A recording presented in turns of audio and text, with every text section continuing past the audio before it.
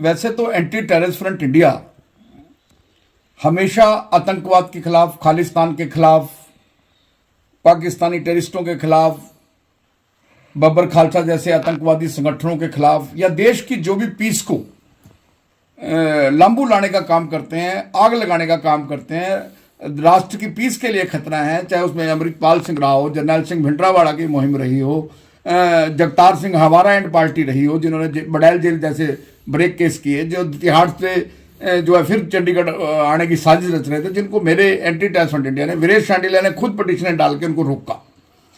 मैं पिछले 2, 4, 5, 7 दिन से देख रहा हूं कि फिर डेरा सच्चा सौदा को और डेरा सच्चा सौदा प्रमुख संत गुरमीत राम रहीम को, हालांकि मेरी बात पर फिर सवाल उठेंगे मीडिया, जब भी मैं किसी खालिस्तान मूवमेंट के ऊपर भी बात करता हूं तो मीडिया मेरे से बोलता है कि आप डेरा समर्थक हैं। मैं डेरा समर्थक नहीं हूं, मैं सरसा डेरा सच्चा सौदा का कभी नामदान भी नहीं लिया।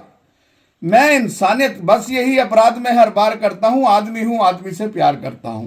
आज फिर वही एंटी टेररिस्ट फ्रंट इंडिया और विश्व हिंदू तक फिर वही चीज दोहरा रहा है कि मुझे एक बात बताओ कि इस दुनिया में बड़े बड़े संत महापुरुष आए हैं, किसने वेश्याओं की शादी करके, किसने भारतीय सेना के लिए लाखों यूनिट खून इकट्ठा किया।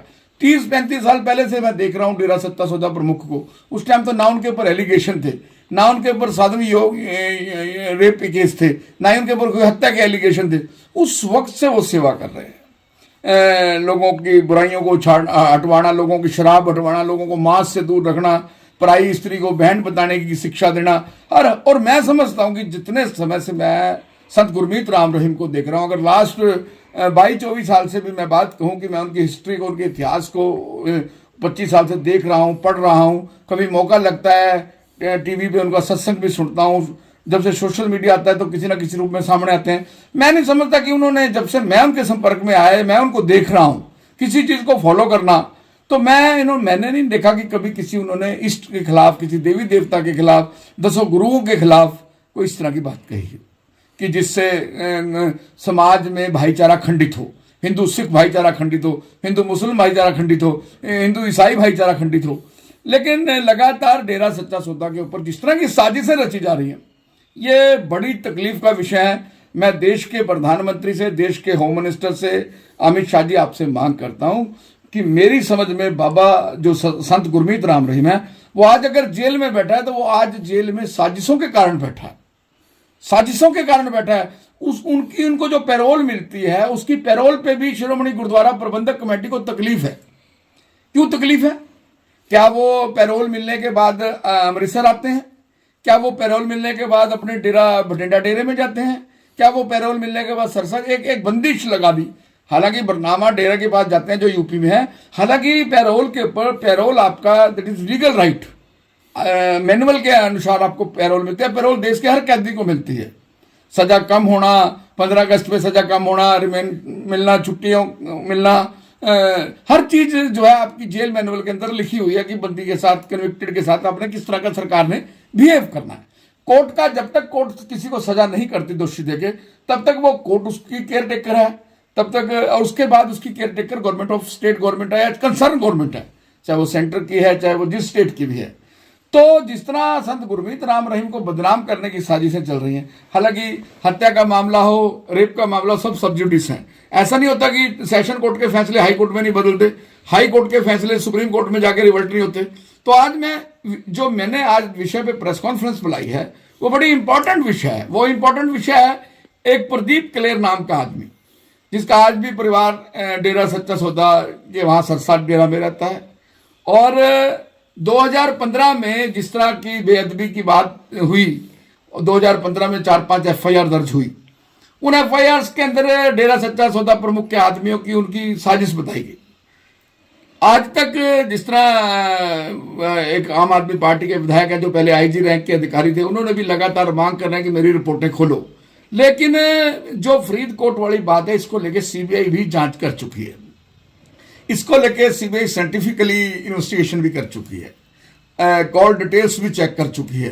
कहीं भी मैं समझता हूं, जो मेरे को पास फीडबैक है, जो मेरे पास जानकारी है, उसके मुताबिक कहीं भी डेरा सच्चा सौदा से जुड़ा कोई व्यक्ति, चाहे वो डेरा से जुड़े व्यक्ति हों, बाबा जी के अनुयायी हों, बाबा जी के श्रद्धालु हों या डेरे की उनकी बेटी बनी हुई हनीप्रीत हो, मैंने नहीं कहीं पढ़ा। और मुझे आई थिंक याद है कि एक क्लोजर रिपोर्ट जो है सीबीआई ने मोहाली कोर्ट में दी थी कि बाबा जी या उनके लोग इन्वॉल्व नहीं हैं बेअदबी में। और मैं एक बार फिर रिपीट कराना चाहता हूं कि बाबा जी सभी धर्मों का आदर करने वाले व्यक्ति हैं। जितनी बार मैंने देखा है, उनको सुना है, मिला हूं, वो व्यक्ति एक इंसानी रूहानियत है, वो इंसानियत की पूजा करते हैं। तो तभी वो वैश्याओं को बेटी बना के विदा करते हैं, तभी वो भाईचारे का पाठ पढ़ाते हैं, तभी वो सेना के लिए खून देते हैं।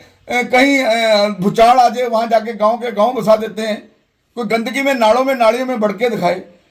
तो अब मुझे जो जानकारी मिली है, डेरे से जुड़ा एक व्यक्ति जो किसी टाइम में पॉलिटिकल विंग का नेशनल प्रेसिडेंट था सर में, mister Pradeep Kler I think.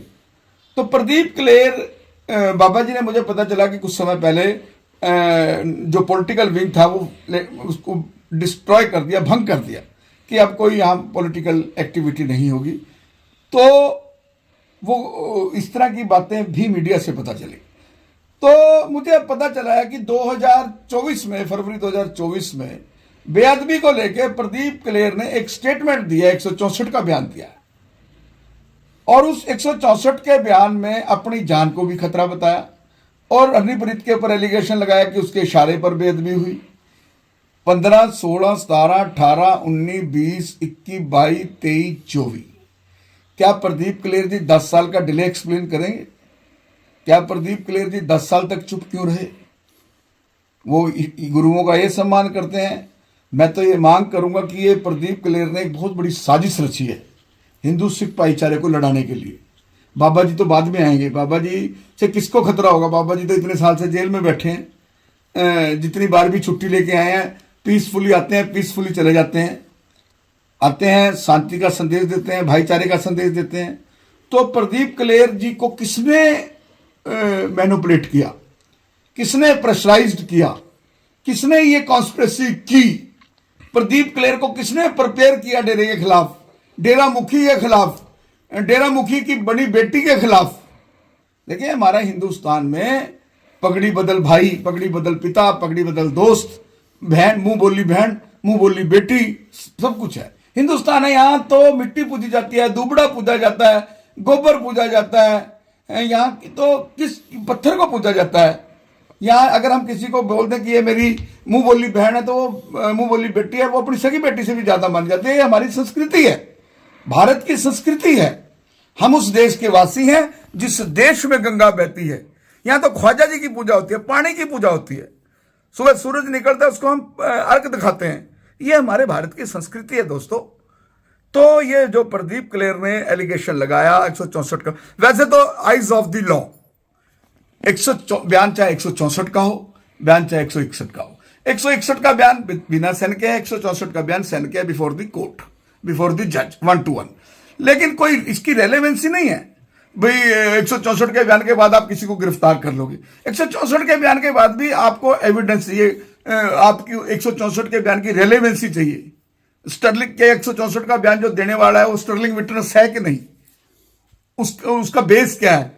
15, 16, 17, 18, 19, 20, 21, 22, 23, 24, 10 साल के बाद फिर पंजाब को और हरियाणा को आग में दहलाने के लिए आ गए हैं कोई मिस्टर प्रदीप। कारण क्या है भाई? प्रदीप जी बताओ, कोर्ट प्रदीप जी से पूछे।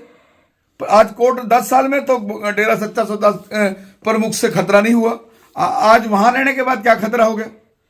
तो ये साजिश एक भगवंत मान जी को मैं मिलूंगा भी। भगवंत मान बड़ा सियाना चीफ मिनिस्टर है, डीजीपी गौरव यादव बड़ा सियाना डीजीपी है। डेरा मुखी को लेके चाहे सीबीआई हो, बड़ी सेंसिटिव इन्वेस्टिगेशन की है। मैं सीबीआई की इन्वेस्टिगेशन को टेंटेड इन्वेस्टिगेशन नहीं कह सकता। सीबीआई तो दूध का दूध और पानी का पानी करती है। कोई विपक्ष भी बैठा हो जाए सेंटर में, कहते लोग तो कहने वाले तो सीबीआई को तोता भी बोलते हैं सरकार का। लेकिन अब हमारे नफे सिंह राठी जी की डेथ हो गई, मर्डर हो गया, तो अभय सिंह ने कहा कि मैं सीबीआई से जांच करवाना चाहता हूं, तो सीबीआई को जांच दे दी गृह मंत्री, फॉर्मर गृह मंत्री अनिल विज जी ने। तो ये 164 का बयान जो दिया गया, भगवंत मान जी मैं आपको बताना चाहता हूं, ये पंजाब में आतंकवाद लाने की बड़ी भारी साजिश है, बड़ी भारी साजिश है। जब क्लोजर रिपोर्ट दी जा चुकी है, संत गुरमीत राम रहीम को बदनाम करने की एक बड़ी साजिश है। मैं आज जिम्मेवारी से, मेरा एंटी टेररिस्ट इंडिया बड़ी जिम्मेवारी से, मैं वीरेश चंडीला बड़ी जिम्मेवारी से, मैं पूरे देश में, पूरे पंजाब में, सरसा में भी इसकी प्रेस कॉन्फ्रेंस करूंगा, यूपी में भी करूंगा, लखनऊ में भी करूंगा, बागपत में भी करूंगा, चंडीगढ़ में भी करूंगा, फरीदकोट में भी करूंगा। जिसने 164 का बयान दिया प्रदीप क्लेर ने, इसका वीडियोग्राफी में संत गुरमीत राम रहीम के वकीलों की मौजूदगी में और प्रदीप क्लेर जी की मौजूदगी में और एक हाई कोर्ट के या सिटिंग सेशन जज की मौजूदगी में वीडियोग्राफी करके नार्को टेस्ट हो। यह बड़ा इंपॉर्टेंट इशू है, बड़ा इंपॉर्टेंट इशू है। हनीप्रीत को अब हनीप्रीत को टारगेट कर लिया। कितने साल से? 17 से बाबा जी जेल में, 17, 18, 19, 20, 21, 22, 23, 24, अब 8 साल के बाद हनीप्रीत याद आ गई। ये कहीं ना कहीं प्रेशर टैक्टिक्स डेरे के ऊपर बनाई जा रही है। सरसा वाले बाबा को बदनाम करने की साजिश चल रही है कि उनको दोबारा पैरोल ना मिले। और ये मामला उठा कौन रहा है? शिरोमणि गुरुद्वारा प्रबंधक कमेटी। मैं शिरोमणि गुरुद्वारा प्रबंधक कमेटी के जो मौजूदा प्रधान हैं उनसे मांग करता हूं कि आप गुरुद्वारों के रख रखाव के लिए बने हैं। आपने संत गुरमीत राम रहीम की पैरोल को क्यों चैलेंज किया? क्यों चैलेंज किया? बाबा जी ने आपका क्या नुकसान किया? मुझे एक वीडियो, एक प्रवचन, एक बयान कहीं संत गुरमीत राम रहीम का ला के दिखाओ जिसमें संत गुरमीत राम रहीम ने किसी धर्म गुरु के बारे में, किसी गुरु के बारे में, किसी ग्रंथ साहब के बारे में, किसी कुरान के बारे में, किसी गीता बाइबल के बारे में, रामायण के बारे में कोई अपशब्द कहे हो। देखिए, संत जी जेल में है, साजिश ना रच, कोई भी व्यक्ति साजिश ना रच सके। मैं भगवंत मान की क्यों इज्जत करता हूं? भगवंत मान को जब जरूरत पड़ी उन्होंने अमित शाह के साथ मिलकर पंजाब में एक खून की बूंद नहीं डुलने दी और उस अमृतपाल सिंह को डब्रूगढ़ जेल पहुंचा दिया जहां जो पंजाब में आतंकवाद लाना चाहता था। तो जरनैल सिंह भिंडरांवाले से भी बड़ा बनना चाह रहा था। अब भी वो देश के लिए खतरा है, अब भी एक बहुत बड़ी साजिशें जारी हैं। तो मैं शिरोमणि गुरुद्वारा प्रबंधक कमेटी से मांग करूंगा कि आपको कोई राइट नहीं है बाबे ने पैरोल पे आगे किसी सिख जत्थेबंदी के खिलाफ, किसी किसान आंदोलन के खिलाफ, किसी श्री गुरु ग्रंथ साहब के खिलाफ, पहली पातशाही से लेकर 10वीं पातशाही के खिलाफ कोई अपशब्द नहीं कहे। और जिस तरह प्रदीप क्लेर जी पॉलिटिकल विंग के नेशनल प्रेसिडेंट थे, हो सकता है उनको पॉलिटिकल नेशनल प्रेसिडेंट जो विंग भंग हुआ उनको उसकी तकलीफ हो और ये गेम खेल दी हो, इसलिए उनका पब्लिकली, मैं भी पेशे से मैं भी एडवोकेट हूं, मुझे भी बिठा लें, मैं भी 4 सवाल लिख के दूंगा। जो नार्को ब्रेन मैपिंग और नार्को टेस्ट होगा वो वीडियोग्राफी में मैं भी 4 सवाल पूछूंगा, मैं भी लिख के दूंगा 4 सवाल। तो पंजाब के चीफ मिनिस्टर साहब भगवंत सिंह मान साहब, डीजीपी गौरव यादव साहब, आप कोई ऐसा काम ना करना पंजाब में जिससे अमन और शांति खराब हो। और प्रदीप क्लेर को किसने अप्रोच किया, किसके थ्रू अप्रोच किया, किस पुलिस ने स्टेटमेंट कराई, 164 का बयान कराने की जरूरत एकदम इतने साल के बाद क्यों जरूरत पड़ी? फिर सीबीआई की क्लोजर रिपोर्ट के बाद भी सीबीआई इसकी 164 के बयानों की क्यों जरूरत पड़ी? ये सारे कंटेंट्स डीपली स्टडी करने की जरूरत है, क्योंकि लोकसभा चुनावों से पहले संत गुरमीत राम रहीम के खिलाफ बोलना, उनकी मुंह बोली बेटी हनीप्रीत के खिलाफ साजिश रचना, डेरे के ही एक व्यक्ति जो नेशनल विंग का प्रेसिडेंट था उसकी 164 की स्टेटमेंट करवा के डेरे को ही बदनाम करना एक बहुत बड़ी गहरी साजिश को दर्शाता है। क्योंकि मैं राष्ट्रहित हितैषी हूं, मैं राष्ट्रभक्त हूं, मैं पंजाब से प्यार करता हूं, मैं देश की आवाम से प्यार करता हूं, मैं आतंकवाद के खिलाफ डटकर लड़ता हूं, मैं खालिस्तानियों के खिलाफ डटकर लगता हूं। मैं शायद हिंदुस्तान में पहला ऐसा व्यक्ति हूं जब 2004 में बेन सिंह के हत्यारों ने बड़ैल जेल ब्रेक किया, जगतार सिंह हवारा और परमजीत सिंह भ्योरा ने, जो बब्बर खालसा का प्रमुख है जगतार सिंह, उसके खिलाफ मैं हाई कोर्ट गया 2004 में, आज से 19 साल पहले। जब ये दिल्ली से आतंकवादी चंडीगढ़ कोर्टों में पेश होने आते थे, लाखों करोड़ों रुपए का सरकार का खर्चा होता था, तो मैं हाई कोर्ट में गया। जगतार सिंह हवारा, बब्बर खालसा, ये मुझे मारना चाहते हैं। यही नहीं, मैंने जरनैल सिंह भिंडरांवाले की मुहिम को आड़े मेरा दफ्तर चढ़ाया जरनैल सिंह भिंडरांवाला ने। ये वही संत गुरमीत राम रहीम में जब इनके ऊपर टायर लगा के आरडीएक्स लगाई गई, तब मैं उन आतंकवादियों के खिलाफ बोला। मैं हमेशा हा का नारा लगाया, जो व्यक्ति इंजर्ड है, जो व्यक्ति जख्मी है, वो किसी जाति का हो, वो किसी धर्म का हो। अभी मलेर कोटरे वाली रानी मरी, मैं हा का नारा लगा के आया, मैंने कंधा दिया। मैं किसी धर्म या जाति में विश्वास नहीं करता। मैं ब्राह्मण कौम में पैदा हुआ, मैं हिंदू हूं, लेकिन मेरे लिए सिख भी उतना ही प्यारा है, मेरे लिए ईसाई भी उतना ही प्यारा है, मेरे लिए मुसलमान भी उतना ही प्यारा है।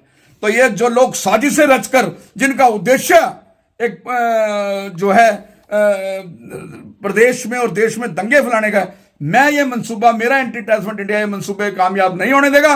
अगर जरूरत पड़ी तो मैं एंटी टेररिस्ट फ्रंट इंडिया की तरफ से हा का नारा लगाते हुए और संत गुरमीत राम रहीम को और हनीप्रीत को लीगली प्रोटेक्ट करने के लिए मैं पब्लिक इंटरेस्ट लिटिगेशन डाल लूंगा। अगर जरूरत पड़ी पीएल नाम बनती हो तो मैं पिटीशन दायर करूंगा, क्योंकि मैं लॉ बेंडिंग सिटीजन हूं। जहां भी मुझे लगेगा कि आज राष्ट्र खतरे में है, देश खतरे में है, क्योंकि किसी भी धर्म से बड़ा देश का संविधान है, किसी भी धर्म से बड़ा